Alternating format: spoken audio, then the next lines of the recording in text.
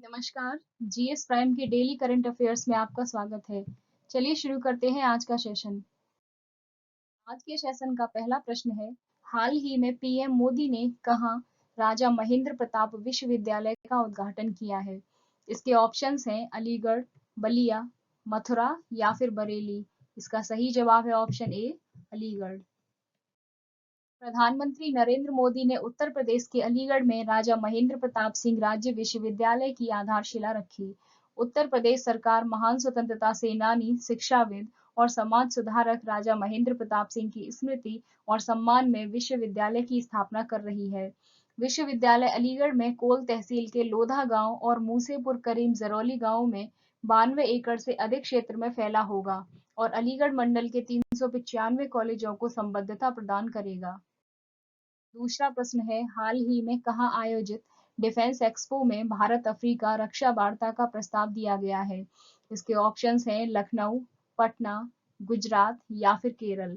इसका सही जवाब है ऑप्शन सी, गुजरात। भारत सरकार ने द्विवार्षिक डिफेंस एक्सपो सैन्य प्रदर्शनी के मौके पर आयोजित होने वाले एक नियमित कार्यक्रम के रूप में भारत अफ्रीका रक्षा वार्ता को संस्थागत बनाने का प्रस्ताव दिया है। पहला भारत अफ्रीका रक्षा मंत्री कॉन्क्लेव फरवरी 2020 में लखनऊ में डिफेंस एक्सपो में आयोजित किया गया था। इसके बाद मार्च 2022 में गुजरात के गांधीनगर में होने वाले डिफेंस एक्सपो से इतर दूसरा भारत अफ्रीका रक्षा संवाद आयोजित किया जाएगा। दूसरे भारत अफ्रीका रक्षा संवाद का विषय होगा भारत अफ्रीका रक्षा और सुरक्षा सहयोग को मजबूत करने और तालमेल के लिए रणनीति अपनाना, यानी India Africa adopting strategy for synergizing and strengthening defense and security cooperation। तीसरा प्रश्न है, एनआईओएस ने किसका साक्षरता पुरस्कार जीता है? इसके ऑप्शंस हैं यूएनडीपी, यूनेस्को, वर्ल्ड बैंक या फिर नीति आयोग। इसका सही जवाब है ऑप्शन बी, यूनेस्को। शिक्षा मंत्रालय द्वारा संचालित राष्ट्रीय मुक्त विद्यालयी शिक्षा संस्थान यानी national institute of open schooling ने शिक्षा के प्रति अपने अभिनव दृष्टिकोण के लिए यूनेस्को से वैश्विक मान्यता प्राप्त की है। यह मान्यता प्रौद्योगिकी सक्षम समावेशी शिक्षण सामग्री के माध्यम से विकलांग लोगों को शिक्षित करने के लिए है। एनआईओएस के कदम में भारतीय सांकेतिक भाषा आधारित सामग्री पर विशेष ध्यान दिया गया है। पुरस्कार विजेता कार्यक्रम डिजिटल उपकरणों और स्थानीय भाषा के उपयोग पर केंद्रित है, ताकि विकलांग व्यक्तियों को भारतीय सांकेतिक भाषा यानी इंडियन साइन लैंग्वेज आधारित सामग्री तक पहुंचने का विकल्प मिल सके। यूनेस्को का मुख्यालय पेरिस, फ्रांस में है तथा यूनेस्को के प्रमुख आंद्रे अजोले हैं। इसकी स्थापना 16 नवंबर 1945 को हुई थी। चौथा प्रश्न है, भारत के राजा रणधीर सिंह ने किसके अध्यक्ष का पदभार संभाला है? इसके ऑप्शंस हैं आईओसी, एओसी, नाबार्ड या फिर बीसीसीआई। इसका सही जवाब है ऑप्शन बी, एओसी। भारत के राजा रणधीर सिंह ने एशियाई ओलंपिक परिषद के कार्यकारी अध्यक्ष के रूप में पदभार संभाला है, क्योंकि शेख अहमद अल फहद अल सबा ने स्विस जालसाजी मुकदमे में दोषी फैसले के खिलाफ अपील की है। 5 बार के ओलंपिक निशानेबाज और 1978 में एशियाई खेलों के स्वर्ण पदक विजेता सिंह को मानद जीवन उपाध्यक्ष के रूप में उनके पद से पदोन्नत किया गया था। एशिया मुख्यालय की ओलंपिक परिषद कुवैत सिटी, कुवैत में है तथा इसकी स्थापना 16 नवंबर 1982 को हुई थी।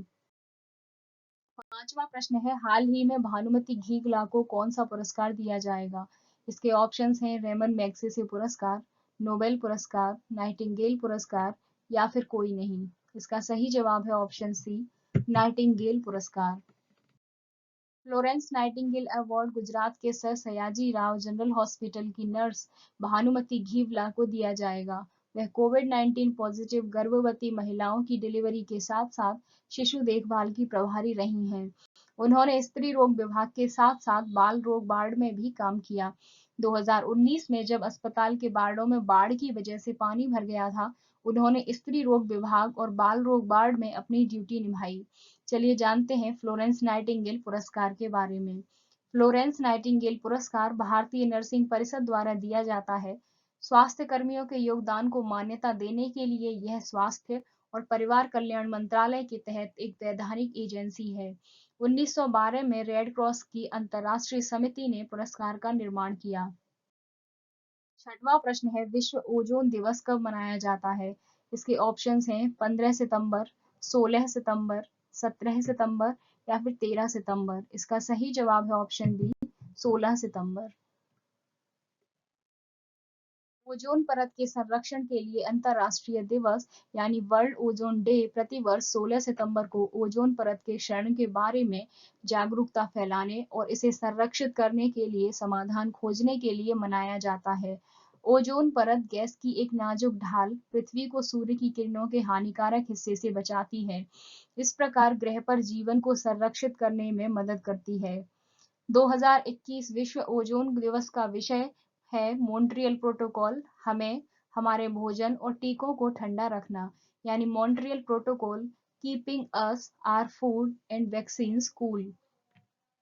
19 दिसंबर 2000 को संयुक्त राष्ट्र महासभा द्वारा इस दिन को 1987 में ओजोन परत को नष्ट करने वाले पदार्थों पर मॉन्ट्रियल प्रोटोकॉल पर हस्ताक्षर करने के लिए नामित किया गया था। इसे ओजोन परत के संरक्षण के लिए वियना कन्वेंशन में औपचारिक रूप दिया गया था, जिसे 22 मार्च 1985 को 28 देशों द्वारा अपनाया और हस्ताक्षरित किया गया था। सातवां प्रश्न है, हाल ही में भारतीय सेना कहाँ आयोजित आतंकवाद विरोधी अभ्यास में भाग ले रही है? इसके ऑप्शंस हैं रशिया, चाइना, फ्रांस या फिर टोक्यो। इसका सही जवाब है ऑप्शन ए, रसिया। भारतीय सैन्य दल, जिसमें 200 कर्मियों का एक संयुक्त बल शामिल है, संघाई सहयोग संगठन यानी एससीओ के सदस्य राज्यों के बीच संयुक्त आतंकवाद विरोधी अभ्यास यानी शांतिपूर्ण मिशन 2021 में भाग ले रहा है। अभ्यास शांतिपूर्ण मिशन 2021 रूस द्वारा दक्षिण पश्चिम रूस के ओरेनबर्ग क्षेत्र में 13 से 25 सितंबर 2021 तक आयोजित किया जा रहा है। 2021 में द्विवार्षिक बहुपक्षीय अभ्यास शांतिपूर्ण मिशन का छठा संस्करण शुरू किया जा रहा है। आठवां प्रश्न है, अंकटाड ने भारत का आर्थिक वृद्धि दर कितना रहने का अनुमान लगाया है? इसके ऑप्शंस हैं 5.6%, 6.6%, 4.7% या फिर 7.2%। इसका सही जवाब है ऑप्शन डी, 7.2%।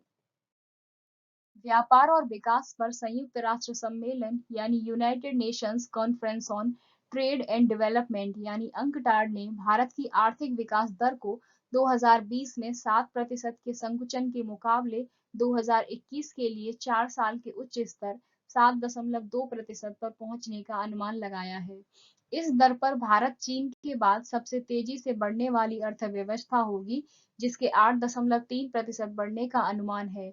गणना 2015 में जीडीपी पर स्थिर डॉलर पर आधारित है। नौवां प्रश्न है, हाल ही में कौन सा देश वैश्विक बौद्ध सम्मेलन की मेजबानी करने के लिए तैयार हुआ है? इसके ऑप्शंस हैं इंडिया, पाकिस्तान, चाइना या फिर भूटान। इसका सही जवाब है ऑप्शन ए, इंडिया। भारत 19 और 20 नवंबर 2021 को नालंदा बिहार में नव नालंदा महाविहार परिसर में पहली बार वैश्विक बौद्ध सम्मेलन यानी ग्लोबल बुद्धिस्ट कॉन्फ्रेंस की मेजबानी करने के लिए तैयार है। भारतीय सांस्कृतिक संबंध परिषद यानी Indian council for cultural relation ICCR द्वारा आयोजित किया जा रहा अकादमिक सम्मेलन एक वार्षिक कार्यक्रम बन जाएगा। भारत यानी तेलंगाना, सारनाथ, गंगटोक और धर्मशाला और विदेशों यानी जापान, दक्षिण कोरिया, थाईलैंड और कंबोडिया में 4 क्षेत्रीय सम्मेलन आयोजित किए जाएंगे। इन क्षेत्रीय सम्मेलनों की रिपोर्ट उद्घाटन वैश्विक बौद्ध सम्मेलन में प्रस्तुत की जाएगी। चलिए जानते हैं सम्मेलन के बारे में। वैश्विक बौद्ध सम्मेलन बौद्ध गतिविधियों जैसे शैक्षणिक, सांस्कृतिक संगोष्ठियों, बुद्ध पूर्णिमा, वैशाख जैसे त्योहारों के लिए यात्रा करने वाले लोगों को बढ़ावा देकर भारत को बौद्ध धर्म का केंद्र बनाने पर केंद्रित है। कार्यक्रम के एक भाग के रूप में बौद्ध अध्ययन को बढ़ावा देने के लिए एक पुरस्कार जो 21 नवंबर को नई दिल्ली में प्रधानमंत्री नरेंद्र मोदी द्वारा दिया जाएगा, जिसमें $20,000 यानी 14.7 लाख करोड़ का नकद इनाम, एक पट्टिका और एक स्वर्ण मणिभाया पदक होगा। आज के सेशन का अंतिम और 10वां प्रश्न है, हाल ही में किस संस्थान द्वारा प्रोजेक्ट उड़ान शुरू किया गया है? इसके ऑप्शंस हैं IIT Madras, IIT Bombay, IIT Delhi, IIT Roorkee. इसका सही जवाब है ऑप्शन बी, आईआईटी बॉम्बे। भारतीय प्रौद्योगिकी संस्थान यानी Indian institute of technology IIT Bombay ने शिक्षा में भाषा की बाधा को तोड़ने के लिए एक भाषा अनुवादक प्रोजेक्ट उड़ान लॉन्च किया है, जो संदेशों के प्रवाह को बाधित करता है। प्रोजेक्ट उड़ान एक दान आधारित परियोजना, एक एंड टू एंड पारिस्थितिकी तंत्र है जो अंग्रेजी से हिंदी और अन्य सभी भारतीय भाषाओं में वैज्ञानिक और तकनीकी सामग्री का अनुवाद कर सकता है। कल फिर मिलेंगे कुछ नए प्रश्नों के साथ। Thanks for watching. Please like, share and subscribe.